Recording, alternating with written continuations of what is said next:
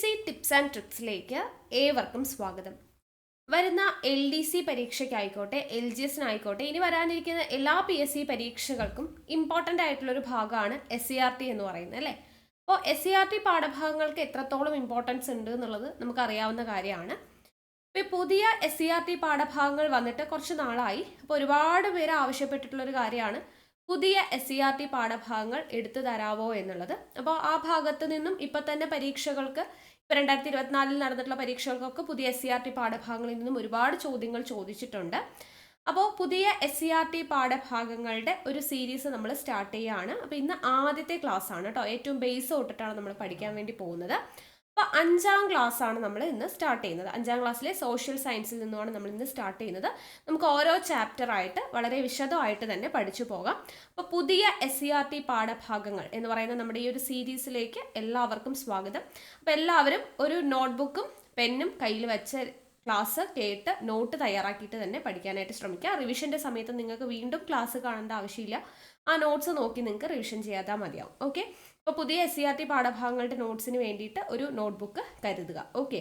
അപ്പോൾ ഏത് ക്ലാസ് ആണ് എന്നുള്ളതും ചാപ്റ്ററിൻ്റെ പേരും ഒക്കെ നോട്ട് ചെയ്തിട്ട് വേണം നിങ്ങൾ നോട്ട് തയ്യാറാക്കാനായിട്ട്. അപ്പോൾ നമ്മുടെ ക്ലാസ്സുകളൊക്കെ നിങ്ങൾക്ക് ഉപകാരപ്പെടുന്നുണ്ട് എന്നുണ്ടെങ്കിൽ വീഡിയോ ഒന്ന് ലൈക്ക് ചെയ്യാനായിട്ട് മറക്കരുത്. നിങ്ങളുടെ ഫ്രണ്ട്സിനൊക്കെ ഒന്ന് വീഡിയോസ് ഷെയർ ചെയ്ത് കൊടുക്കുക. അതുപോലെ തന്നെ എന്തെങ്കിലും സജഷൻസ് പറയാനുണ്ടെങ്കിൽ താഴെ കമൻറ്റായിട്ട് അറിയിക്കാവുന്നതാണ്. അപ്പോൾ പുതിയ SCRT പാഠഭാഗങ്ങൾ ഇനി വരുന്ന LDC ആണെങ്കിലും LGS ആണെങ്കിലും ഏത് പരീക്ഷയ്ക്ക് തയ്യാറെടുക്കുന്നവരും പഠിക്കേണ്ടതാണ്. അപ്പോൾ എന്തായാലും നമുക്ക് ഒട്ടും വൈകാതെ തന്നെ ക്ലാസ്സിലോട്ട് കടക്കാം. നമ്മൾ ആദ്യം പഠിക്കാൻ പോകുന്ന SCRT ചാപ്റ്റർ ആണ് ചാപ്റ്റർ 6 ആണ് കേട്ടോ. 5ാം ക്ലാസ്സിലെ ജനങ്ങൾ ജനങ്ങളാൽ എന്ന് പറയുന്നതാണ് ചാപ്റ്ററിൻ്റെ പേര്. നമുക്ക് ഓരോ ക്ലാസ്സിലെയും നമുക്ക് പഠിക്കേണ്ട PSCക്ക് പഠിക്കേണ്ട ഇമ്പോർട്ടൻ്റ് ആയിട്ടുള്ള ചാപ്റ്റേഴ്സാണ് നമ്മൾ നോക്കുന്നത്. അപ്പോൾ ഇത് കോൺസ്റ്റിറ്റ്യൂഷൻ്റെ ഭാഗത്ത് വരുന്ന ഒരു ചാപ്റ്ററാണ് ജനങ്ങൾ ജനങ്ങളാൽ എന്ന് പറയുന്ന ചാപ്റ്റർ. അപ്പോൾ നമുക്ക് നോക്കിയാലോ. അപ്പോൾ നമുക്ക് ആദ്യം തന്നെ പഠിക്കേണ്ടതായിട്ട് ഇവിടെ നമുക്ക് കുറേയധികം പത്രങ്ങളുടെ കട്ടിങ്സ് ആയിട്ട് ഇവിടെ കൊടുത്തിട്ടുണ്ട്. നോക്കുക. പഞ്ചായത്ത് ഇടപെട്ടു. കുടിവെള്ളക്ഷാമത്തിന് പരിഹാരമായി. പ്രാഥമിക ആരോഗ്യ കേന്ദ്രത്തിൽ എല്ലാ ദിവസവും ഡോക്ടർമാരുടെ സേവനം ഉറപ്പാക്കും. പഞ്ചായത്ത് പ്രസിഡന്റ്. സമ്പൂർണ്ണ വൈദ്യുതിവൽക്കരണം പ്രഖ്യാപനം ഉടൻ. വാർഡ് സഭയിൽ ഉയർന്നു വന്ന നിർദ്ദേശങ്ങൾ മുൻഗണനാക്രമത്തിൽ പരിഗണിക്കുമെന്ന് കൗൺസിലർ ഉറപ്പു നൽകി. റോഡരികിലെ മാലിന്യ പ്രശ്നം CCTV ക്യാമറകൾ ഉടൻ സ്ഥാപിക്കണമെന്ന് ജനങ്ങൾ ആവശ്യപ്പെട്ടു. അപ്പോൾ ഈ കട്ടിങ്സ് എന്തിനു വേണ്ടിയിട്ടാണ് ഇവിടെ കൊടുത്തിരിക്കുന്നത്? അതായത് ഒരു പ്രദേശത്തെ ഗ്രാമസഭയിൽ അല്ലെങ്കിൽ വാർഡ് സഭയിൽ ഉയർന്നു വന്ന പ്രധാന ചർച്ചകളും തീരുമാനങ്ങളുമാണ് മുകളിൽ കൊടുത്തിരിക്കുന്നത്. അപ്പോൾ ഒരു പ്രദേശത്തെ ഈ കുടിവെള്ളവുമായി ബന്ധപ്പെട്ടത്, പ്രാഥമിക ആരോഗ്യ കേന്ദ്രങ്ങളുമായി ബന്ധപ്പെട്ടത് അല്ലേ, അപ്പം അങ്ങനെയുള്ള പ്രശ്നങ്ങളൊക്കെ, വൈദ്യുതിവൽക്കരണം, റോഡരികിലെ മാലിന്യ പ്രശ്നം, അപ്പം ഇങ്ങനെയുള്ള കാര്യങ്ങളൊക്കെ എവിടെയാണ് നമ്മൾ ചർച്ച ചെയ്യുന്നത് എന്നുള്ളതാണ് ഇവിടെ പറയുന്നത്. ഒരു പ്രദേശത്തെ ഗ്രാമസഭയിൽ, അത് നഗരങ്ങളിലാണെങ്കിൽ എന്തു പറയും? വാർഡ് സഭ എന്നാണ് പറയുന്നത്. ഗ്രാമങ്ങളിൽ ഗ്രാമസഭ എന്നും നഗരങ്ങളിലാണെങ്കിൽ വാർഡ് സഭയുമാണ് പറയുന്നത്. അപ്പോൾ ഇങ്ങനെയുള്ള പ്രശ്നങ്ങളൊക്കെ ഒരു പ്രദേശത്തെ ഗ്രാമസഭയിൽ അല്ലെങ്കിൽ വാർഡ് സഭയിലാണ് ചർച്ച ചെയ്യുന്നത് എന്നുള്ളത് ഓർത്തിരിക്കുക. ഇവിടെ തദ്ദേശ സ്വയംഭരണ സ്ഥാപനങ്ങൾ വഴി ജനങ്ങൾക്ക് ഭരണകാര്യങ്ങളിൽ നേരിട്ട് പങ്കാളിത്തം ലഭിക്കുന്നു.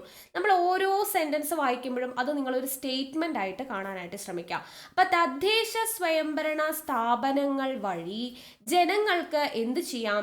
ഭരണകാര്യങ്ങളിൽ നേരിട്ട് പങ്കാളിത്തം ലഭിക്കും. നമുക്കറിയാം, ഒരു ഗ്രാമസഭയിൽ ജനങ്ങൾ പങ്കെടുക്കുമ്പോൾ ജനങ്ങളുടെ അഭിപ്രായമൊക്കെ ഗ്രാമസഭയിൽ പറയാനായിട്ട് പറ്റും അല്ലേ.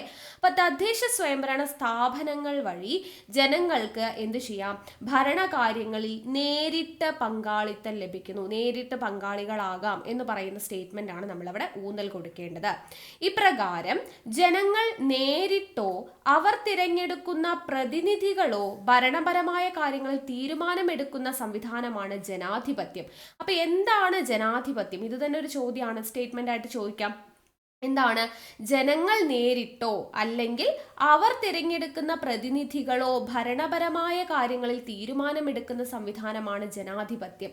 അപ്പോൾ ഇവിടെ നമുക്ക് 2 പോയിന്റ് കിട്ടി. എന്താണ്? ജനാധിപത്യം 2 തരത്തിലുണ്ട്. ഒന്ന് ജനങ്ങൾ നേരിട്ട് തിരഞ്ഞെടുക്കുന്നത്, അതാണ് എന്ത്? പ്രത്യക്ഷ ജനാധിപത്യം എന്ന് നമ്മൾ പറയുക. അതുപോലെ ജനങ്ങൾ തിരഞ്ഞെടുക്കുന്ന പ്രതിനിധികൾ തീരുമാനമെടുക്കുന്നു, അതാണ് എന്ത്? പരോക്ഷ ജനാധിപത്യം. അപ്പോൾ 2 തരത്തിലുള്ള ജനാധിപത്യം ജനാധിപത്യം ഇവിടെ പറയുന്നുണ്ട്. അപ്പൊ ജനാധിപത്യം എന്ന് പറഞ്ഞാൽ എന്താണ്? ജനങ്ങൾ നേരിട്ടോ അല്ലെങ്കിൽ അവർ തിരഞ്ഞെടുക്കുന്ന പ്രതിനിധികളോ ഭരണപരമായ കാര്യങ്ങളിൽ തീരുമാനമെടുക്കുന്ന സംവിധാനത്തെയാണ് നമ്മൾ ജനാധിപത്യം എന്ന് പറയുന്നത്.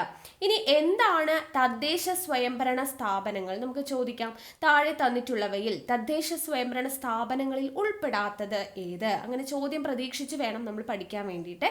അപ്പൊ തദ്ദേശ സ്വയംഭരണ സ്ഥാപനങ്ങളിൽ എന്തൊക്കെയാ വരുന്നത്?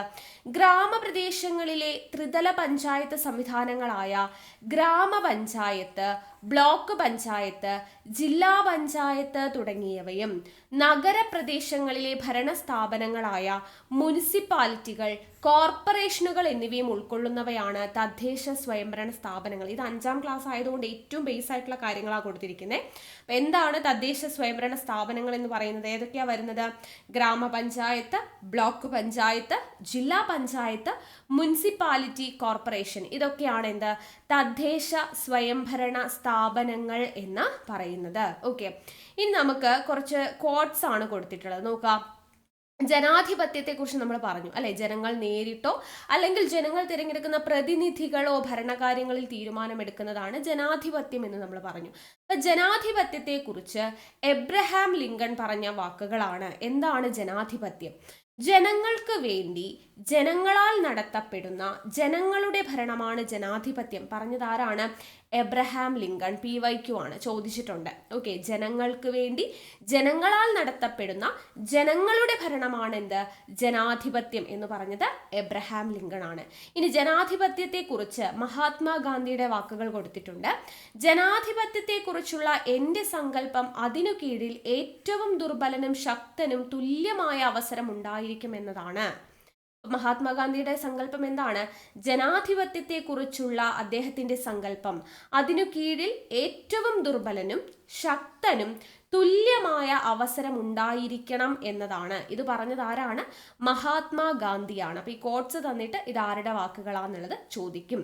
ഓക്കെ, ഓർത്ത് വെച്ചേക്കണം, ഇമ്പോർട്ടൻ്റ് ആണ്. ഇനി നമുക്ക് പഠിക്കാൻ വേണ്ടിയിട്ടുള്ളത് ഇവിടെ ഒരു കോളം കൊടുത്തിട്ടുണ്ട്.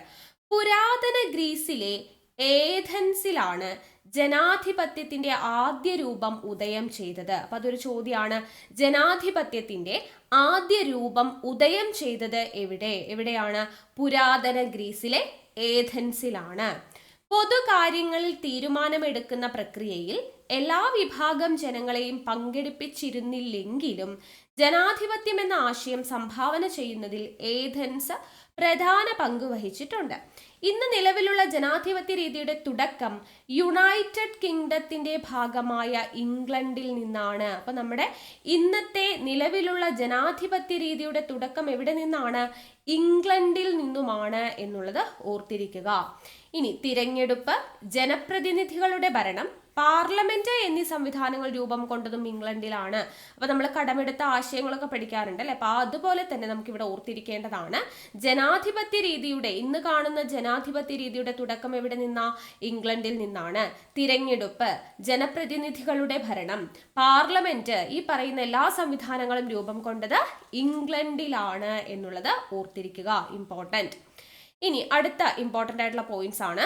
പുരാതന ഗ്രീക്ക് ചരിത്രകാരനായ ഹെറോഡോട്ടസ് ആണ് ഡെമോക്രസി എന്ന പദം ആദ്യമായി ഉപയോഗിച്ചത്. അപ്പോൾ ഡെമോക്രസി അല്ലെങ്കിൽ ജനാധിപത്യം എന്ന് പറയുന്ന പദം ആദ്യമായി ഉപയോഗിച്ചത് ആരാണ് ചോദിച്ചിട്ടുണ്ട്.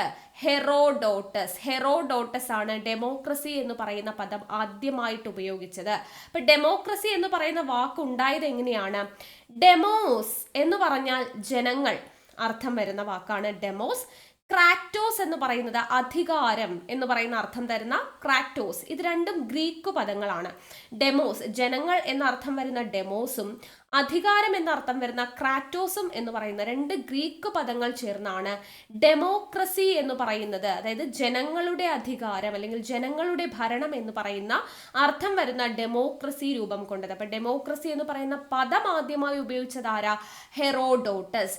ഡെമോസ് എന്നാൽ ജനങ്ങൾ, ക്രാറ്റോസ് എന്നാൽ അധികാരം. ഇത് രണ്ടും ഗ്രീക്ക് പദങ്ങളാണ്. അത് രണ്ടും കൂടെ ചേർന്നാണ് ഡെമോക്രസി എന്ന് പറയുന്ന ജനാധിപത്യം എന്ന് പറയുന്ന ആ ഒരു വാക്ക് രൂപപ്പെട്ടിരിക്കുന്നത് എന്നുള്ളത് ഓർത്തിരിക്കുക. ഇനി ജനാധിപത്യം 2 തരത്തിൽ എന്ന് ഹെഡിങ് കൊടുത്തിട്ടുണ്ട്. നമ്മൾ പറഞ്ഞല്ലോ പ്രത്യക്ഷ ജനാധിപത്യവും ഉണ്ട്, പരോക്ഷ ജനാധിപത്യവും ഉണ്ടെന്ന് പറഞ്ഞു അല്ലെ. അപ്പൊ പ്രത്യക്ഷ ജനാധിപത്യം ജനങ്ങൾ നേരിട്ടാണ് പറയുന്നത് അല്ലെ, ജനങ്ങൾ നേരിട്ട് തീരുമാനമെടുക്കുന്നു, അതാണ് പ്രത്യക്ഷം. എന്നാൽ ജനപ്രതിനിധികൾ അല്ലെ, ജനങ്ങൾ തിരഞ്ഞെടുക്കുന്ന ജനപ്രതിനിധികളാണ് തിരഞ്ഞെടുപ്പിൽ തീരുമാനമെടുക്കുന്നത് എന്നുണ്ടെങ്കിൽ അത് പരോക്ഷ ജനാധിപത്യമാണ് എന്ന് നമ്മൾ പറഞ്ഞു. അപ്പോൾ ജനാധിപത്യം 2 തരത്തിലുണ്ട് എന്നുള്ളത് ഓർത്തിരിക്കുക. കൂടുതൽ കാര്യങ്ങൾ നമ്മൾ പറയും. ഇനി എന്താണ് ഗ്രാമസഭകൾ? ചെറിയ കുട്ടികൾക്കുള്ളതാണ്, അപ്പൊ ഇതിൽ ഓരോന്നും ഡീറ്റെയിൽഡ് ആയിട്ട് കൊടുത്തിട്ടുണ്ട്, അതുകൊണ്ടാണ് നമ്മൾ ബേസ് തൊട്ട് പഠിക്കുന്നത് കേട്ടോ. അപ്പൊ എന്താണ് ഗ്രാമസഭകൾ? ഒരു പ്രദേശത്തിന്റെ ഭരണ വികസന പ്രക്രിയയിൽ എല്ലാ ജനങ്ങൾക്കും പങ്കാളികളാകാനും തീരുമാനങ്ങൾ എടുക്കാനും അവസരം ലഭിക്കുന്ന വേദികളാണ് ഗ്രാമസഭകൾ. നമ്മൾ പറഞ്ഞില്ലേ, ജനങ്ങൾക്ക് നേരിട്ട് പങ്കാളികളാവാൻ വേണ്ടിയിട്ട് പറ്റും. അപ്പോൾ ഒരു പ്രദേശത്തിന്റെ ഭരണ വികസന പ്രക്രിയയിൽ എല്ലാ ജനങ്ങൾക്കും പങ്കാളികളാകാനും തീരുമാനങ്ങൾ എടുക്കാനും അവസരം ലഭിക്കുന്ന വേദികളെയാണ് നമ്മൾ ഗ്രാമസഭകൾ എന്ന് പറയുന്നത്. അത് നഗരങ്ങളിലാണെങ്കിൽ എന്തു പറഞ്ഞു? വാർഡ് സഭ എന്ന് പറഞ്ഞു അല്ലെ. അപ്പോൾ ഒരു ഗ്രാമപഞ്ചായത്തിലെ ഓരോ വാർഡിലെയും വോട്ടർ പട്ടികയിൽ പേരു ചേർക്കപ്പെട്ട മുഴുവൻ ജനങ്ങളും ഗ്രാമസഭയിൽ അംഗങ്ങളാണ്. അപ്പൊ അവിടെ അടുത്തൊരു പോയിന്റ് കിട്ടി. ഗ്രാമസഭയിലെ അംഗങ്ങൾ എന്ന് പറയുന്നത് എങ്ങനെയാണ്? ഒരു ഗ്രാമപഞ്ചായത്തിലെ ഓരോ വാർഡിലെയും വോട്ടർ പട്ടികയിൽ പേരു ചേർക്കപ്പെട്ട മുഴുവൻ ജനങ്ങളും ഗ്രാമസഭയിൽ അംഗങ്ങളാണ്. അപ്പോൾ വോട്ടർ പട്ടികയിൽ പേര് ചേർത്തിട്ടുള്ള മുഴുവൻ ജനങ്ങളുമാണ് എവിടെ അംഗങ്ങളായിട്ടുള്ളത്? ഗ്രാമസഭയിൽ അംഗങ്ങളായിട്ടുള്ളത്. നഗരങ്ങളിലാണെങ്കിൽ ഇവ വാർഡ് സഭകൾ എന്ന പേരിലാണ് അറിയപ്പെടുന്നത്. ഗ്രാമസഭകൾ എന്ന് പറയുന്നതിൽ ജനങ്ങൾക്ക് നേരിട്ട് പങ്കാളികളാവാനും തീരുമാനമെടുക്കാനും അവസരം ലഭിക്കുന്നു എന്നുള്ളത് ഓർത്തിരിക്കുക. ഒരു ഗ്രാമപഞ്ചായത്തിലെ ഓരോ വാർഡിലെയും വോട്ടർ പട്ടികയിൽ പേര് ചേർക്കപ്പെട്ട മുഴുവൻ ജനങ്ങളും എവിടുത്തെ അംഗങ്ങളാണ്? ഗ്രാമസഭ അല്ലെങ്കിൽ വാർഡ് സഭയിലെ അംഗങ്ങളാണെന്ന് ഓർത്തിരിക്കുക. ഇനി ഒരു ഗ്രാമസഭ ആയിക്കഴിഞ്ഞാൽ എങ്ങനെയൊക്കെയുള്ള പ്രശ്നങ്ങളാണ് അവിടെ ചർച്ച ചെയ്യപ്പെടുക എന്നുള്ളത് കാണിക്കാൻ വേണ്ടി കുട്ടികൾക്ക് കൊടുത്തിരിക്കുന്നതാണ്. ഞങ്ങളുടെ കവലയിൽ വഴിവിളക്ക് സ്ഥാപിക്കണം, പിന്നെ കുടിവെള്ള പ്രശ്നത്തിന് പരിഹാരം, പച്ചക്കറി കൃഷിക്ക് വിത്തും വളവും അനുവദിക്കണം. അപ്പൊ ഇങ്ങനെയുള്ള കാര്യങ്ങളിലൊക്കെ, ഇങ്ങനെയുള്ള ചർച്ചകളൊക്കെ ഗ്രാമസഭയിൽ നടക്കുന്ന സമയത്ത് ഗ്രാമസഭയിൽ എന്തു ചെയ്യുന്നു? ജനങ്ങൾക്ക് നേരിട്ട് ഭരണകാര്യങ്ങളിൽ അഭിപ്രായം രേഖപ്പെടുത്താനും തീരുമാനമെടുക്കുന്ന പ്രക്രിയയിൽ പങ്കാളികളാവാനും അവസരം ലഭിക്കുന്നുണ്ട് എന്നുള്ളത് കൃത്യമായിട്ട് ഇവിടെ പറഞ്ഞിരിക്കുകയാണ്. ഓക്കെ, ഇനി നമ്മൾ പറഞ്ഞു പ്രത്യക്ഷ ജനാധിപത്യം അല്ലെ എന്താണ്? അല്ലെങ്കിൽ പ്രത്യക്ഷ ജനാധിപത്യം നമ്മൾ കേട്ടിട്ടുണ്ട്. അതിന് SCERT തന്നിട്ടുള്ള മറ്റൊരു പേര് നോക്കിക്കേ, പങ്കാളിത്ത ജനാധിപത്യം. അപ്പൊ പങ്കാളിത്ത ജനാധിപത്യം എന്ന് കേൾക്കുമ്പോൾ നമ്മൾ ഞെട്ടരുത്, പ്രത്യക്ഷ ജനാധിപത്യം തന്നെയാണ് പങ്കാളിത്ത ജനാധിപത്യം. എന്താണ് പങ്കാളിത്ത ജനാധിപത്യം? ജനങ്ങൾ നേരിട്ട് ഭരണകാര്യങ്ങളിൽ പങ്കാളികളാകുന്നതാണ് പ്രത്യക്ഷം എന്ന് പറഞ്ഞു. അപ്പൊ അതുകൊണ്ടാണ് അതിന് മറ്റൊരു പേര് എന്ത്? പങ്കാളിത്ത ജനാധിപത്യം. അപ്പൊ ജനങ്ങൾ നേരിട്ട് ഭരണകാര്യങ്ങളിൽ പങ്കാളികളാവുന്ന ഭരണവ്യവസ്ഥയാണ് പങ്കാളിത്ത ജനാധിപത്യം അല്ലെങ്കിൽ പ്രത്യക്ഷ ജനാധിപത്യം എന്ന് പറയുന്നത്. താരതമ്യേന ജനസംഖ്യയും ഭൂവിസ്തൃതിയും കുറഞ്ഞ പ്രദേശങ്ങളിലാണ് പ്രത്യക്ഷ ജനാധിപത്യം സാധ്യമാകുന്നത്. അപ്പോൾ എന്താണ്? ജനസംഖ്യയും ഭൂവിസ്തൃതിയും ഒക്കെ കുറഞ്ഞ പ്രദേശങ്ങളിലായിരിക്കും എന്ത് വരുന്നത്?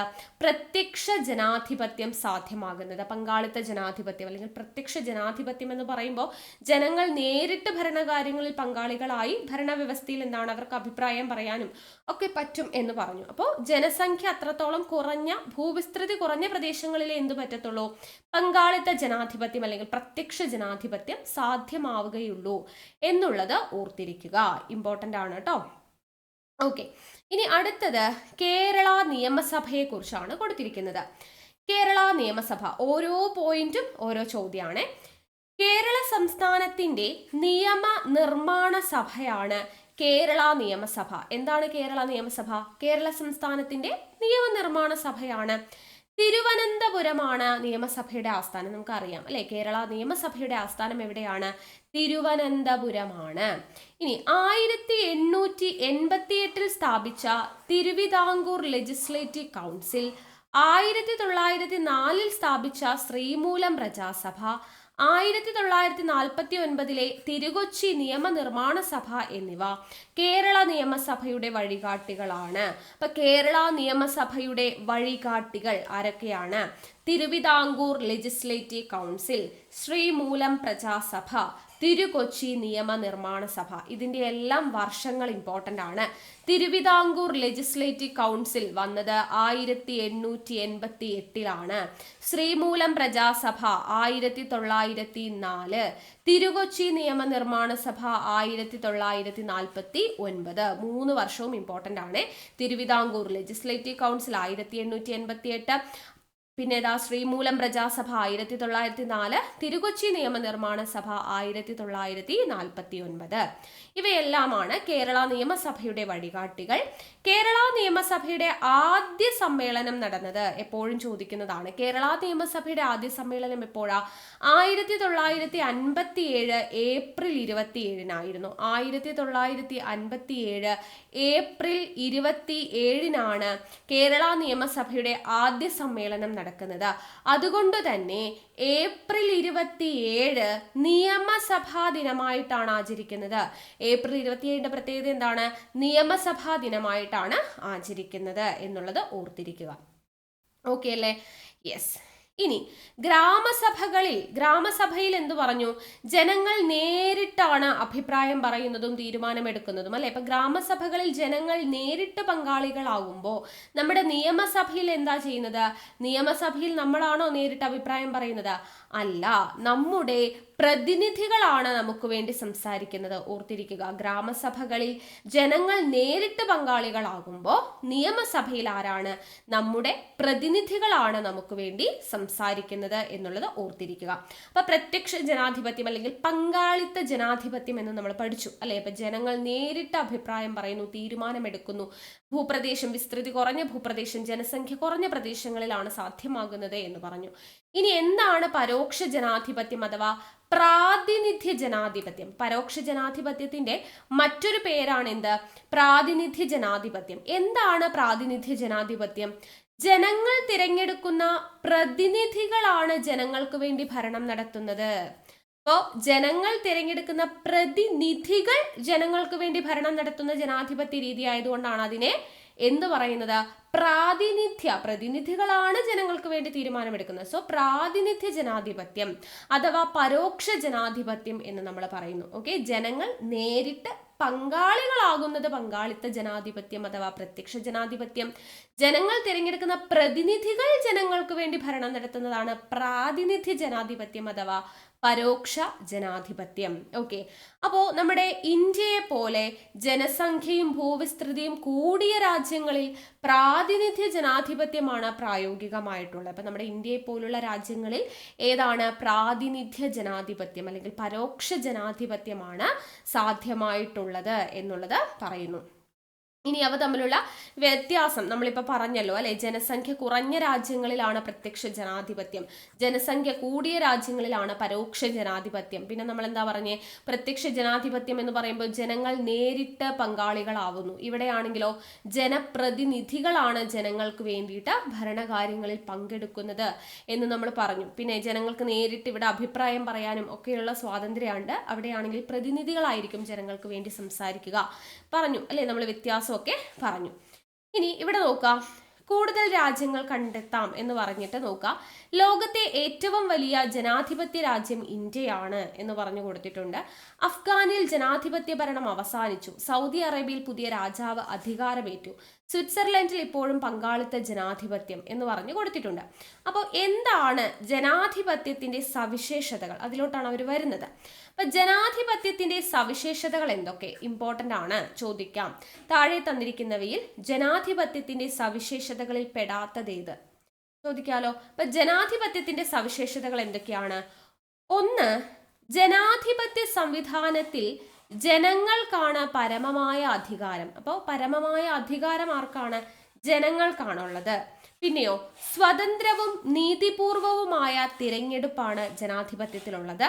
ഗവൺമെന്റിനെ വിമർശനങ്ങളിലൂടെ മെച്ചപ്പെടുത്താൻ സഹായിക്കുന്ന പ്രതിപക്ഷം അല്ലെ. പ്രതിപക്ഷം ഉള്ളത് കൊണ്ടാണ് ഗവൺമെന്റിന്റെ ഭരണം ഒന്നുകൂടി മെച്ചപ്പെടുത്തുക അല്ലെ. തെറ്റ് ചൂണ്ടിക്കാണിക്കാൻ ആളുണ്ടാവുമ്പോഴാണ് ഭരണം ഒന്നുകൂടെ മെച്ചപ്പെടുത്തുക. അപ്പൊ ഗവൺമെന്റിനെ വിമർശനങ്ങളിലൂടെ മെച്ചപ്പെടുത്താൻ സഹായിക്കുന്ന ഒരു പ്രതിപക്ഷം ഉണ്ടായിരിക്കും ജനാധിപത്യത്തിൽ. പിന്നെ നിയമത്തിന് മുന്നിൽ എല്ലാവർക്കും തുല്യത ഉറപ്പുവരുത്തുന്ന നിയമവാഴ്ചയുണ്ട്. ജനങ്ങളെയും ഭരണകൂടത്തെയും തമ്മിൽ ബന്ധിപ്പിക്കാൻ സഹായിക്കുന്ന സ്വതന്ത്ര വാർത്താ മാധ്യമങ്ങളുണ്ട്. നമ്മൾ ഈ എസ്റ്റേറ്റുകളൊക്കെ പഠിച്ച സമയത്ത് പഠിച്ചിട്ടുണ്ട് അല്ലേ? എന്താ നമ്മുടെ കാര്യനിർവഹണ വിഭാഗം, നിയമനിർമ്മാണ വിഭാഗം, നീതിന്യായ വിഭാഗം. ഇത് 1ാം എസ്റ്റേറ്റ്, 2ാം എസ്റ്റേറ്റ്, 3ാം എസ്റ്റേറ്റ് എന്നുള്ള രീതിയിൽ നമ്മൾ പഠിച്ചിട്ടുണ്ട്. 4ാം എസ്റ്റേറ്റ് ആയിട്ട് നമ്മൾ പറയുന്ന ആളുകളാണ് വാർത്താ മാധ്യമങ്ങൾ എന്ന് പറയുന്നത് അല്ലെ? വാർത്താ മാധ്യമങ്ങളാണ് 4ാം എസ്റ്റേറ്റിൽ വരുന്നവര്. അപ്പൊ ജനങ്ങളെയും ഭരണകൂടത്തെയും തമ്മിൽ ബന്ധിപ്പിക്കാൻ വേണ്ടി സഹായിക്കുന്ന സ്വതന്ത്ര വാർത്താ മാധ്യമങ്ങളുണ്ട്. പിന്നെ സ്വതന്ത്രവും നിഷ്പക്ഷവുമായ നീതിന്യായ വ്യവസ്ഥയാണ്. സ്വതന്ത്രവും നിഷ്പക്ഷവുമായ നീതിന്യായ വ്യവസ്ഥ. അപ്പൊ എന്തൊക്കെയാണ് ജനാധിപത്യത്തിന്റെ സവിശേഷതകൾ? ഒന്നുകൂടെ നോക്കാം. ജനാധിപത്യ സംവിധാനത്തിൽ അധികാരമാർക്കാണ്? ജനങ്ങൾക്ക്. തിരഞ്ഞെടുപ്പ് എങ്ങനെയുള്ളതാ? സ്വതന്ത്രവും നീതിപൂർവവുമായ തിരഞ്ഞെടുപ്പാണ്. പിന്നെ ഗവൺമെന്റിനെ ഭരണകാര്യങ്ങളിൽ മെച്ചപ്പെടുത്താനായിട്ട് സഹായിക്കാൻ ആരുണ്ട്? ഒരു പ്രതിപക്ഷം ഉണ്ടായിരിക്കും. നിയമത്തിന് മുന്നിൽ എല്ലാവർക്കും തുല്യത ഉറപ്പുവരുത്തുന്ന നിയമവാഴ്ച, അതുപോലെ തന്നെ ജനങ്ങളെയും ഭരണകൂടത്തെയും തമ്മിൽ ബന്ധിപ്പിക്കാൻ സഹായിക്കുന്ന സ്വതന്ത്ര വാർത്താ മാധ്യമങ്ങൾ, സ്വതന്ത്രവും നിഷ്പക്ഷവുമായിട്ടുള്ള നീതിന്യായ വ്യവസ്ഥ. ഇത്രയാണ് ജനാധിപത്യത്തിന്റെ സവിശേഷതകൾ എന്ന് പറഞ്ഞിട്ട് നമുക്ക് കൊടുത്തിട്ടുള്ളത്. ഇനി നമ്മൾ കടക്കുന്നത് തെരഞ്ഞെടുപ്പിലേക്കാണ്. അപ്പോൾ തെരഞ്ഞെടുപ്പുമായി ബന്ധപ്പെട്ട കുറച്ച് ഇമേജസ് ഒക്കെ, തെരഞ്ഞെടുപ്പ് നമ്മൾ പോളിംഗ് ബൂത്തിൽ പോയിട്ട് നമ്മൾ വോട്ട് ചെയ്യുന്നത്, കയ്യിൽ മഷി പുരട്ടുന്നത്, അങ്ങനെയുള്ള കാര്യങ്ങളൊക്കെ ഇവിടെ ചിത്രമായിട്ട് കൊടുത്തിട്ടുണ്ട്. അപ്പോൾ തെരഞ്ഞെടുപ്പുമായി ബന്ധപ്പെട്ട് നോക്കുക. സാർവത്രിക പ്രായപൂർത്തി വോട്ടവകാശം നമുക്ക് LDCക്ക് ഫസ്റ്റ് സ്റ്റേജിൽ ചോദിച്ചു അല്ലെ? സാർവത്രിക പ്രായപൂർത്തി വോട്ടവകാശം എന്താണ്? സാർവത്രിക പ്രായപൂർത്തി വോട്ടവകാശം യാതൊരു വിവേചനങ്ങളുമില്ലാതെ നിശ്ചിത പ്രായം പൂർത്തിയായ എല്ലാവർക്കും തിരഞ്ഞെടുപ്പിൽ വോട്ട് ചെയ്യാനുള്ള അവകാശത്തെയാണ് സാർവത്രിക പ്രായപൂർത്തി വോട്ടവകാശം എന്ന് പറയാം. യാതൊരു വിവേചനങ്ങളുമില്ല, ജാതി, മതം, ലിംഗം, പ്രദേശം അങ്ങനെയുള്ള യാതൊരു വിവേചനങ്ങളുമില്ലാതെ നിശ്ചിത പ്രായം പൂർത്തിയായിട്ടുള്ള എല്ലാവർക്കും തിരഞ്ഞെടുപ്പിൽ വോട്ട് ചെയ്യാനുള്ള അവകാശത്തെയാണ് സാർവത്രിക പ്രായപൂർത്തി വോട്ടവകാശം എന്ന് പറയുന്നത്. അപ്പൊ അതില് 1989 വരെ ഇന്ത്യയിൽ വോട്ടവകാശത്തിനുള്ള പ്രായം എത്രയായിരുന്നു? 21 വയസ്സായിരുന്നു. ഇനി അതിനുശേഷം 1989 61ാം ഭേദഗതിയിലൂടെ ഇത് എന്ത് ചെയ്തു? 18 വയസ്സായിട്ട് ചുരുങ്ങി. അപ്പോൾ വോട്ടവകാശം, സാർവത്രിക പ്രായപൂർത്തി വോട്ടവകാശം എന്ന് പറയുന്നത് ഇപ്പൊ വയസ്സ് എത്രയാ? 18 ആണ്. 18 വയസ്സ് 21 നിന്നും 18 വയസ്സായിട്ട് കുറച്ചത് 1989 61ാം ഭേദഗതിയിലൂടെയാണ് എന്നുള്ളതും കൂടെ ഓർത്തിരിക്കുക. ഓക്കെ. ഇനി തിരഞ്ഞെടുപ്പിന്റെ വിവിധ ഘട്ടങ്ങളെ കുറിച്ചാണ് നമുക്ക് പഠിക്കാനുള്ളത്. അപ്പൊ തിരഞ്ഞെടുപ്പിന്റെ വിവിധ ഘട്ടങ്ങൾ നമുക്ക് ഇത് പഴയ SCRTയിലും അവരൊരു ടേബിൾ കൊടുത്തിട്ടുണ്ട്. പക്ഷെ അവിടെ ഉള്ളതിനേക്കാളും നമുക്ക് ഇവിടെ ഘട്ടങ്ങൾ കുറച്ച് കൂട്ടി കൊടുത്തിട്ടുണ്ട്. നോക്കാം. തിരഞ്ഞെടുപ്പിന്റെ വിവിധ ഘട്ടങ്ങൾ. ആദ്യം എന്താണ് സംഭവിക്കുന്നത്? തിരഞ്ഞെടുപ്പ് ഉദ്യോഗസ്ഥരെ നിയമിക്കൽ, അതാണ് 1ാമത്തെ ഘട്ടം. അതായത് തിരഞ്ഞെടുപ്പിന് വേണ്ടിയിട്ടുള്ള ഉദ്യോഗസ്ഥർ അല്ലെ, നമ്മൾ കാണാറുണ്ട് ഗവൺമെന്റ് സർവീസിൽ ഇരിക്കുന്ന ആളുകളാണ് തിരഞ്ഞെടുപ്പ് ഉദ്യോഗസ്ഥരായിട്ടല്ലേ, പല സ്കൂളുകളിലെയും ടീച്ചേഴ്സും അല്ലെ, അങ്ങനെയുള്ള ഗവൺമെന്റ് ഉദ്യോഗസ്ഥരൊക്കെയാണ് തിരഞ്ഞെടുപ്പിന് നമ്മൾ വോട്ട് ചെയ്യാൻ വേണ്ടി പോകുന്ന സമയത്ത് ഗവൺമെന്റ് ഉദ്യോഗസ്ഥരല്ലേ അവിടെ ഇരിക്കുന്നുണ്ടാവുക, ടീച്ചേഴ്സും ഒക്കെ ആയിട്ട്. അപ്പോൾ തിരഞ്ഞെടുപ്പ് ഉദ്യോഗസ്ഥരെ നിയമിക്കുക എന്ന് പറയുന്നതാണ് ആദ്യത്തെ ഘട്ടം. ഇനി അത് കഴിഞ്ഞാണ് എന്ത് വരുന്നത്? തിരഞ്ഞെടുപ്പ് വിജ്ഞാപനം വരുന്നത്. 2ാമത്തെ സ്റ്റേജ് എന്താണ്? തിരഞ്ഞെടുപ്പ് വിജ്ഞാപനം പുറപ്പെടുവിക്കൽ. അത് കഴിഞ്ഞ് 3ാമതാണ് എന്ത് വരുന്നത്? നാമനിർദ്ദേശ പത്രിക സമർപ്പിക്കുക. ഇനി 4ാമതായിട്ട് എന്ത് വരും? പത്രിക സൂക്ഷ്മ പരിശോധന. നമ്മൾ നാമനിർദ്ദേശ പത്രിക സമർപ്പിച്ചു കഴിഞ്ഞാൽ അതിനെ സൂക്ഷ്മമായി പരിശോധിക്കുന്നു. അതിനുശേഷം എന്ത് ചെയ്യുന്നു? നാമനിർദ്ദേശ പത്രിക പിൻവലിക്കുന്നതാണ് 5ാമത്തെ ഘട്ടം. 6ാമത്തെ ഘട്ടം തിരഞ്ഞെടുപ്പിന്റെ പ്രചരണം. 7ാമത്തെ ഘട്ടം വോട്ടെടുപ്പ്. 8ാമത്തെ ഘട്ടമാണ് വോട്ടെണ്ണലും ഫലപ്രഖ്യാപനം. അപ്പൊ തിരഞ്ഞെടുപ്പിന്റെ 8 ഘട്ടങ്ങൾ നമ്മൾ പഠിച്ചു. എന്തൊക്കെയാണ്? ആദ്യം ഉദ്യോഗസ്ഥരെ നിയമിക്കുന്നു, പിന്നെ തിരഞ്ഞെടുപ്പിന്റെ വിജ്ഞാപനം പുറപ്പെടുവിക്കുന്നു, നാമനിർദ്ദേശ പത്രിക സമർപ്പിക്കുന്നു, പത്രിക സൂക്ഷ്മമായി പരിശോധിക്കുന്നു, അതിനുശേഷം പിൻവലിക്കുന്നു, പിന്നീട് തിരഞ്ഞെടുപ്പിന്റെ പ്രചരണം നടത്തുന്നു, വോട്ടെടുപ്പ് നടക്കുന്നു, പിന്നീട് വോട്ടെണ്ണലും ഫലപ്രഖ്യാപനവും നടക്കുന്നു. അപ്പൊ തിരഞ്ഞെടുപ്പിന്റെ വിവിധ ഘട്ടങ്ങൾ ആ ഓർഡറിൽ തന്നെ നമ്മൾ പഠിക്കേണ്ടതായിട്ടുണ്ട്. ഇനി എന്തിനാണ് തിരഞ്ഞെടുപ്പുകൾ? തിരഞ്ഞെടുപ്പ് എന്തിനാണ്? തിരഞ്ഞെടുപ്പിന്റെ ധർമ്മങ്ങൾ എന്താണ്? ഫംഗ്ഷൻ എന്താണെന്നാണ് പറയുന്നത്. എന്തിനാണ് തിരഞ്ഞെടുപ്പുകൾ? ജനാധിപത്യ സമ്പ്രദായത്തിൽ ഭരണാധികാരികളെ തിരഞ്ഞെടുക്കുന്ന പ്രക്രിയയാണ് തിരഞ്ഞെടുപ്പ്. എന്താണ് തിരഞ്ഞെടുപ്പ് എന്നാണ് പറയുന്നത്? ജനാധിപത്യ സമ്പ്രദായത്തിൽ ആരെ തിരഞ്ഞെടുക്കുന്നു? ഭരണാധികാരികളെ തിരഞ്ഞെടുക്കുന്ന പ്രക്രിയയാണ് തിരഞ്ഞെടുപ്പ് എന്ന് പറയുന്നത്. അപ്പോൾ ഭരണാധികാരികളെ തിരഞ്ഞെടുക്കുക എന്ന് പറയുന്നതാണ് ആദ്യത്തെ ധർമ്മം. തിരഞ്ഞെടുപ്പ് എന്ന് പറയുന്നത് എന്തിനു വേണ്ടിയിട്ടാണ്? തിരഞ്ഞെടുപ്പിന്റെ ധർമ്മങ്ങൾ ചോദിച്ചാൽ ആദ്യത്തെ ധർമ്മം എന്താണ്? ഭരണാധികാരികളെ തിരഞ്ഞെടുക്കുക. മറ്റു ധർമ്മങ്ങൾ എന്തൊക്കെയാണ്? ഗവൺമെന്റുകൾ രൂപീകരിക്കുന്നു, അല്ലെ? അത് കഴിഞ്ഞ് എല്ലാവർക്കും പ്രാതിനിധ്യം നൽകുന്നു, ഭരണകർത്താക്കളെ വളർത്തിയെടുക്കുന്നു, ജനാധിപത്യം ശക്തിപ്പെടുത്തുന്നു, വോട്ടർമാരെ ബോധവൽക്കരിക്കുന്നു. ഇതൊക്കെയാണ് തിരഞ്ഞെടുപ്പിന്റെ ധർമ്മങ്ങൾ, അല്ലെ? ഗവൺമെന്റുകൾ രൂപീകരിക്കുന്നു, എല്ലാവർക്കും പ്രാതിനിധ്യം നൽകുന്നു, ഭരണകർത്താക്കളെ വളർത്തിയെടുക്കുന്നു, ജനാധിപത്യം ശക്തിപ്പെടുത്തുന്നു, വോട്ടർമാരെ ബോധവൽക്കരിക്കുന്നു. ഇത്രയുമാണ് തിരഞ്ഞെടുപ്പിന്റെ ധർമ്മങ്ങൾ എന്ന് പറയുന്നത്.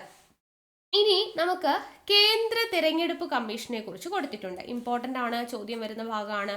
കേന്ദ്ര തിരഞ്ഞെടുപ്പ് കമ്മീഷൻ രാഷ്ട്രപതി, ഉപരാഷ്ട്രപതി എന്നീ പദവികളിലേക്കും പാർലമെന്റ്, സംസ്ഥാന നിയമസഭകൾ എന്നിവിടങ്ങളിലേക്കും സ്വതന്ത്രവും നീതിപൂർവവുമായിട്ടുള്ള തിരഞ്ഞെടുപ്പ് നടത്തുകയാണ് തിരഞ്ഞെടുപ്പ് കമ്മീഷന്റെ ചുമതല. അപ്പൊ കേന്ദ്ര തിരഞ്ഞെടുപ്പ് കമ്മീഷനാണ് രാഷ്ട്രപതി, ഉപരാഷ്ട്രപതി, പാർലമെന്റ്, സംസ്ഥാന നിയമസഭ ഇവിടങ്ങളിലേക്കുള്ള തിരഞ്ഞെടുപ്പ് എല്ലാം നടത്തുന്നത് കേന്ദ്ര തിരഞ്ഞെടുപ്പ് കമ്മീഷനാണ് എന്നുള്ളത് ഓർത്തിരിക്കുക.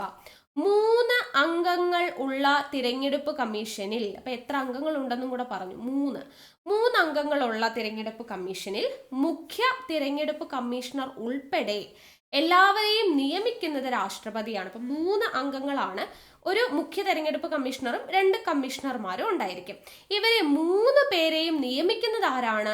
രാഷ്ട്രപതിയാണ് എന്നും കൊടുത്തിട്ടുണ്ട്. അപ്പൊ രാഷ്ട്രപതി, ഉപരാഷ്ട്രപതി, പാർലമെന്റ്, സംസ്ഥാന നിയമസഭകളിലേക്കൊക്കെയുള്ള തിരഞ്ഞെടുപ്പ് നടത്തുന്നത് കേന്ദ്ര തിരഞ്ഞെടുപ്പ് കമ്മീഷനാണ്. കേന്ദ്ര തിരഞ്ഞെടുപ്പ് കമ്മീഷനിൽ 3 അംഗങ്ങൾ, ഒരു മുഖ്യ തിരഞ്ഞെടുപ്പ് കമ്മീഷണറും മറ്റു 2 കമ്മീഷണർമാരും. ഇവർ 3 പേരെയും നിയമിക്കുന്നത് രാഷ്ട്രപതിയാണ് എന്നും കൊടുത്തിട്ടുണ്ട്. ഓക്കെ അല്ലേ? അപ്പൊ ഇത്രയും കാര്യങ്ങൾ അവിടെ നമുക്ക് പഠിക്കേണ്ടതായിട്ടുണ്ട്. ഇനി നമുക്ക് ഇവിടെ കൊടുത്തിരിക്കുന്നതിൽ ഇമ്പോർട്ടൻ്റ് ആയിട്ട് പഠിക്കേണ്ടതാണ് ജനാധിപത്യം ഓരോ സന്ദർഭങ്ങളിലും എങ്ങനെയാണ് നടത്തപ്പെടുന്നത്. ജനാധിപത്യം ഒരു ജീവിതക്രമം എന്ന് പറഞ്ഞു കൊടുത്തിട്ടുണ്ട്.